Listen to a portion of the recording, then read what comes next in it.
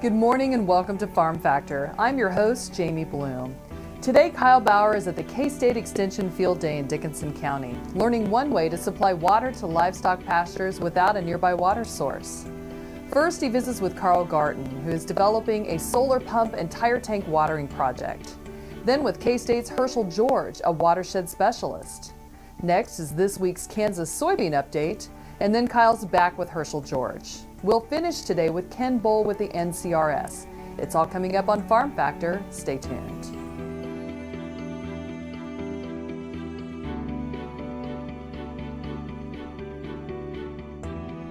Closed captioning brought to you by Kansas Soybean Commission, the Soybean Checkoff, Progress, powered by Kansas farmers. Good morning and welcome back to Farm Factor. First, Kyle Bauer visits with Carl Garten, who's developing a solar water pump and tire tank project. Hi, this is Kyle Bauer in Dickinson County. Have the opportunity to visit with Carl Garten. They are installing a solar-powered pumping unit on a farm that he's involved with. Carl, why did you want to develop this project? Well, this site here, we have a little over a quarter grass, about 170 acres. The only place we have water on it is clear on the east side, so the cattle have to walk a full mile from the west side to get to water. Soil type here is very sandy. We have tried putting ponds before, just can't hold enough water. And so we've looked at putting in a well. We have good water, groundwater here. In this case here, we're about 50 foot to water. And so we looked at using a solar system, or I even looked at a windmill. Cost-wise, the windmill was going to be a little, and then the other challenge you have with the windmill is finding people to work on those, that type of thing. Most people that are, put in pumps are willing to put in solar pumps too. And so I did have several cooperators or plumbers here that were willing to put the system in. In this case here, we decided to put it in ourselves with the help of Herschel George from K-State, and made a demonstration out of it too, and that way we could kind of stretch this project out. You hire somebody, they're going to come in here and want to do it real fast, and this way we can stretch it out and still make it a demo. But mainly so we could get full utilization of this pasture. With having water clear on one side, we don't get cattle coming clear to the west side to utilize the grass fully. This pond is located about 3/4 of a mile into the pasture, and so we got water now on the west side. They still can go to the east side, water there too, and so we'll have two watering sources out here in the mile distance. Will you normally use this pasture in the summer or the winter? We do a little both. Usually we'll put cattle out here. My operator that's here uses it early in the spring when he's still putting embryos or AI in those cows. And then once they're all bred, he'll then move them on off of here, and then this pasture will set completely empty until mid-September, so about 2.5, 3 months, and then we'll utilize it again early in the winter here. So right now he's got about 30, 40 cows out here utilizing this grass now as he's bringing them home. So something that would work in both hot and cold weather was one of your considerations. Right, and then if it gets to the point where this thing is actually freezing, they can be then utilizing water that's up at the house where we've got heated watering systems. So it'll work great for this type of situation we have here. We're visiting with Carl Garten. We're in Dickinson County working on a solar powered water supply. This is Kyle Bauer reporting. Back to you, Jamie. Stay with us for more Farm Factor as Kyle catches up with Herschel George, a K-State watershed specialist. Next time you see a beautiful field of corn, reach out and thank the farmers who work tirelessly to raise corn for livestock feed, renewable fuels, and exports to feed a growing world population. The farmers on the Kansas Corn Commission work for Kansas Corn with grower-funded checkoff dollars that support foreign and domestic market development, research, promotion, and education to expand opportunities for Kansas farmers. To learn more, visit kscorn.com. When your living depends on agriculture, you can depend on KFRM 550 AM. If you're in the southwest three-fourths of Kansas or the northern half of Oklahoma, catch us at 5:50 a.m. on the radio dial. But if that isn't you, listen on your cell phone at TuneIn Radio or on your computer at kfrm.com. We promise to keep you informed, entertained, and company as you go through your day. KFRM 550 AM, the voice of the plains. We would like to join your management team. I will take action against herbicide-resistant weeds. I will know my weeds, and I will stop them before they go to seed. I will do whatever it takes to give my crops the upper hand, and I will use multiple herbicide sites of action because every action counts. I will take action, this time for all time. To see this show and past episodes of Ag AM in Kansas, go online to agamandkansas.com. This segment is brought to you by the Kansas Soybean Commission. The Soybean Checkoff, progress powered by Kansas farmers. Welcome back to Farm Factor. Let's join Kyle and Herschel as they discuss the specifics of the solar pump.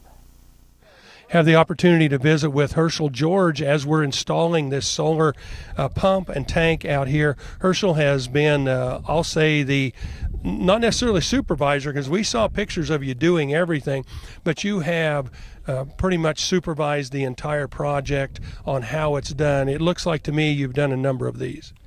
Yes, many of them in eastern Kansas. We are not on wells. We're pumping out of ponds and streams, but yeah, we have a number of them in.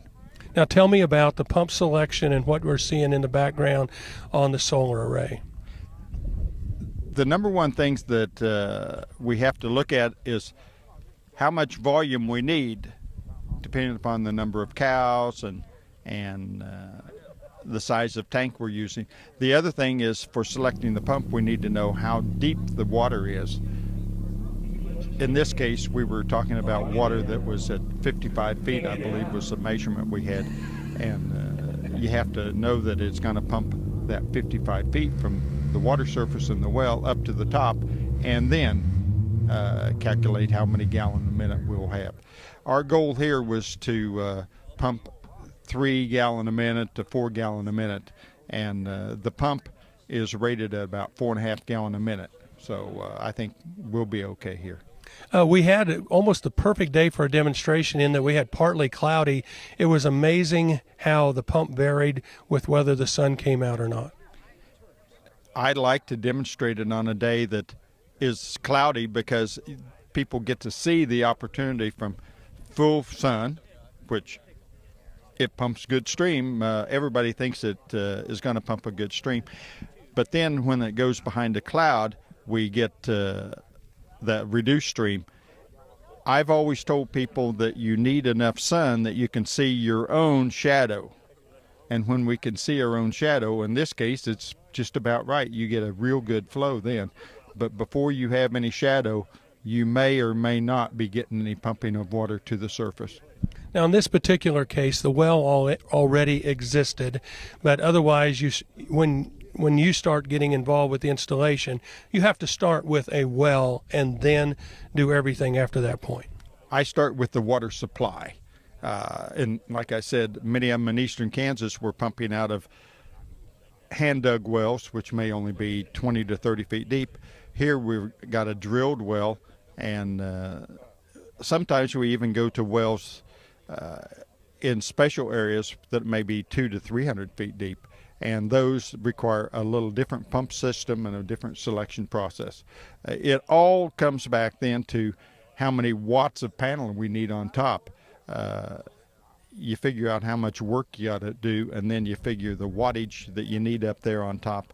Here we are running about 180 watts of power off of 2 solar panels, and then we run that through the control box, and that does a little voltage shift between when we have cloudy conditions and when we have full sun to optimize the operation of the pump.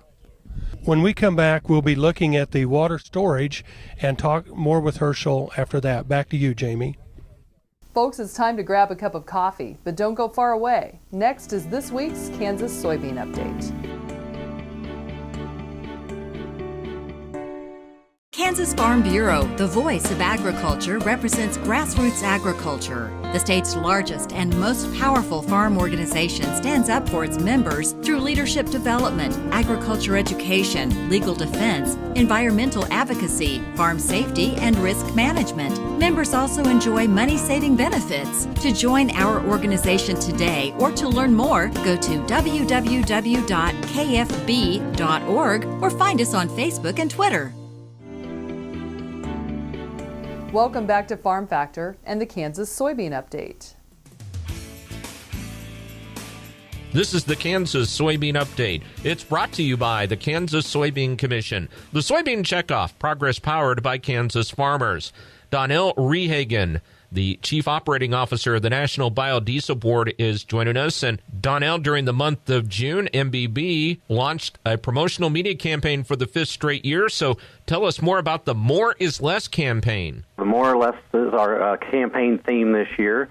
More biodiesel means less carbon. More biodiesel means less environmental impact. More biodiesel means less fossil fuel. So that's our theme this year. And really, you don't even have to drive a diesel vehicle or operate heavy machinery to show what the benefits are of biodiesel. Our survey data that we have shows the more people know about biodiesel, the more they like it, the more favorable they are about it. When you look at emissions and reduction in emissions, biodiesel is second to none in that category. And the use has been growing in regards to alternative fuel options. Yeah, absolutely. One of the things we're finding is in the heavy-duty fleets, biodiesel is gaining more and more popularity.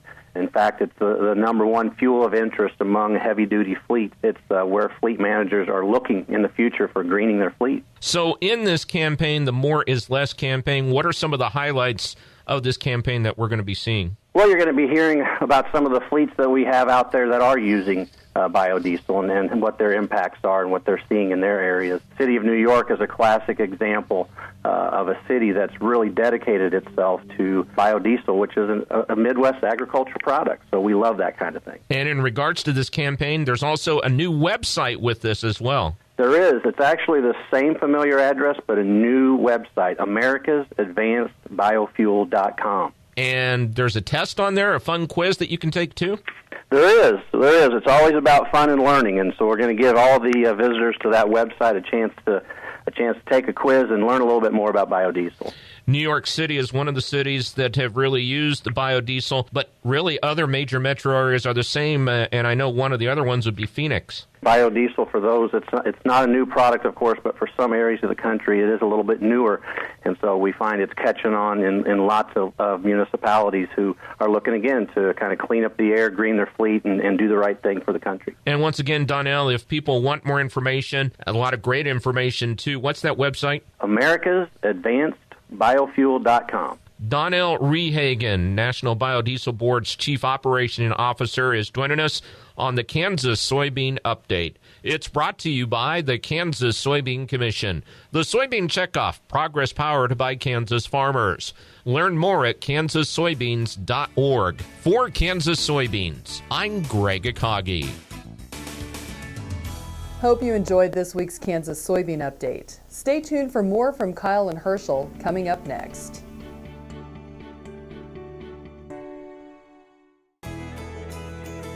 Biodiesel made from sustainable resources is diversifying our fuel supply. This year, biodiesel will displace over 1 billion gallons of fossil fuel nationwide. It's making our economy stronger and our communities healthier. It's working here and across America. Get biodiesel going in your community. Visit americasadvancedbiofuel.com. Buying a car shouldn't be this hard. And at Brown Chevrolet Buick in Wamego, it isn't. It's actually awesome. Whether you want a new or used car or truck, Toby's team can make the deal. Even if you want to custom order a new car or truck, Toby's team can make the deal. See Toby's team at Brown Chevrolet Buick in Wamego. We're awesome. Heinen Brothers, a fourth-generation Northeast Kansas farm family, knows how tough farming can be. Farmers helping farmers. Heinen Brothers Ag, selling and servicing crop protection products, fertilizer, anhydrous ammonia, cover crops, quality aerial and ground application. Call today to learn about our extended term financing program. 800-760-4964. HeinenBrothersAg.com. This segment brought to you by Heinen Brothers Ag, farmers helping farmers by offering quality aerial and ground application, fertilizer, ag chemicals, and anhydrous ammonia. Call today to protect your crop yield. Welcome back. Let's catch up with Kyle and Herschel again as they discuss the details of the tire tank. Well, we continue to be here with Herschel George as we've done this installation today in Dickinson County of a solar pump. And then also behind us, we see the tire tank that was used for the storage. In this particular case, Herschel, why did you choose a tire tank? We're using the solar pump, and as you saw earlier today, sun goes behind the cloud, we don't get real good pumping, and some days it could be bad enough that you don't get any pumping.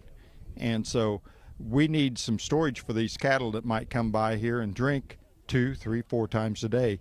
And so to do that, we're using a large storage device, in this case the tire tank, to hold water, and our goal was to have enough for 3 days worth of storage, enough water that would water them for 3 days.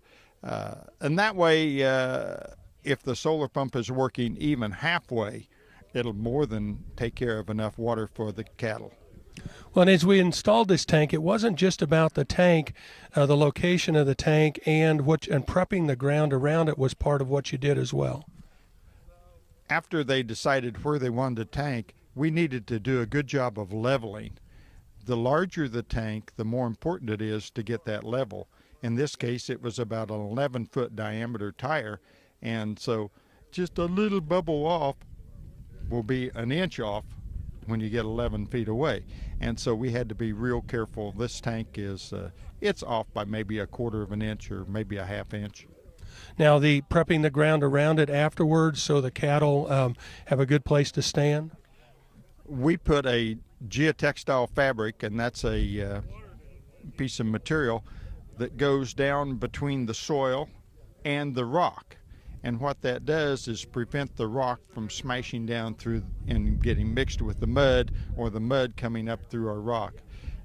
It is a big savings for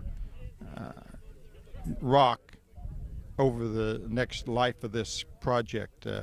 We would like to think that you don't need to add rock for 4, 5, 6 years. Stay with us as Kyle visits with Ken Bowell with the NCRS. That interview is next here on Farm Factor.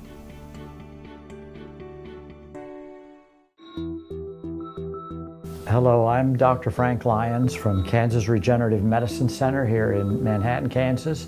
Daryl was one of our patients that we did about 7 months ago. I dug trees by hand for years and years and years. In the process, I wore out my rotator cuff. But when I learned about this process, I thought if there's a way to get rid of this pain, then I want to do it. So we did it, and it worked. And I'm not going to go out and dig trees with a shovel anymore, but I can do the things that I want to do now. Well, it's been very gratifying to help people with their painful joints and other entities. And it's been especially gratifying to be able to help people who I know and have worked with and known for many years.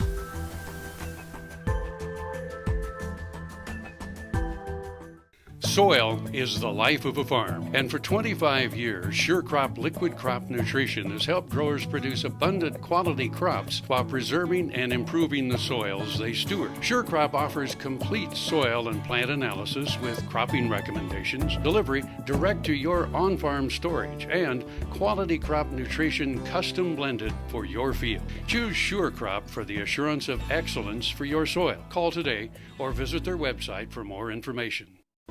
Valley Vet Supply is devoted to providing information and professional quality products at reasonable prices. Valley Vet Supply. Kansas Farm Bureau, the voice of agriculture. To join today or for more information, go to kfb.org or find us on Facebook and Twitter. Welcome back to Farm Factor as Kyle and Ken discuss how the NCRS has funding to help with water supply development for livestock operations. Hi, this is Kyle Bauer. I have the opportunity to visit with Ken Bowell. Ken is with NRCS, and NRCS is a major part of some of the funding on water supply development for livestock operations. Ken, I'm going to let you say what your title is and where you come into this mix. I'm the Supervisory District Conservationist at Abilene, and in this particular case we have done some I have a program called the Environmental Quality Incentive Program that we're assisting with some costs on developing this tire tank and solar pump. So how limited are those funds? In other words, how many different types of livestock watering situations can you help fund? With this, the funds are annually brought out by USDA, so they vary. The next cutoff date, if you're thinking of applying, would be November 20th, so that's coming up here. So the funds are limited, so it's a competition. Other types of watering facilities we can do, besides the solar pump, we could do I think windmills. We can also do spring developments.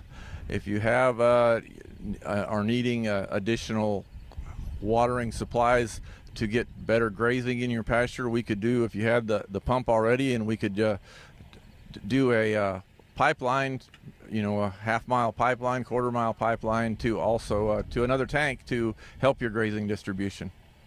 And generally the thought process with government-supported watering in pastures is to help change the grazing patterns and make the pasture more productive. Yes, make it more productive and protect our resource, the grass resource that's out there. So that's basically what we're working for. Well, and I think a lot of people don't understand that when there's water in just a portion of a pasture, cattle will overgraze in some areas and undergraze in others, and that doesn't use the resource completely. That's correct. And you can also, if we could also put cross fencing in here to and put water on both sides of that and help with the grazing distribution. So when you're looking at a competition between different people that have applied for it, what determines who's going to win that? I assume it's probably fairly complicated, but is it the first guy to apply, or what determines if you get funded? No, there's a lot of factors. The location in the state, if there's endangered species, different things like that nearby. Also looked at if your grass is in good shape and there's no need for the practice, then we're not going to do the practice. If it's if we're going to cost share or give you funding, then you are also going to have a grazing plan and follow the grazing plan. We're not going to if the grass is not being properly grazed, we're going to have it be properly grazed if we're going to help. So if a person is trying to get a cost share, do you get that before you start construction or after the construction? It would be after, because we have the design and it has to meet our specifications, and then after it's done, then we will double check it.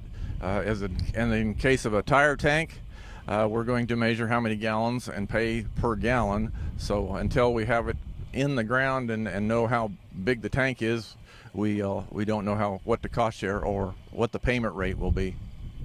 We're visiting with Ken Bowell. We're in Dickinson County today on an Extension Field Day. Thanks again for joining us at K-State's Extension Field Day in Dickinson County. I'm your host, Jamie Bloom, and I hope you enjoyed today's show. See you next week on Farm Factor. We're here every Tuesday on Ag AM in Kansas. Closed captioning brought to you by Kansas Soybean Commission. The Soybean Checkoff, Progress, powered by Kansas farmers.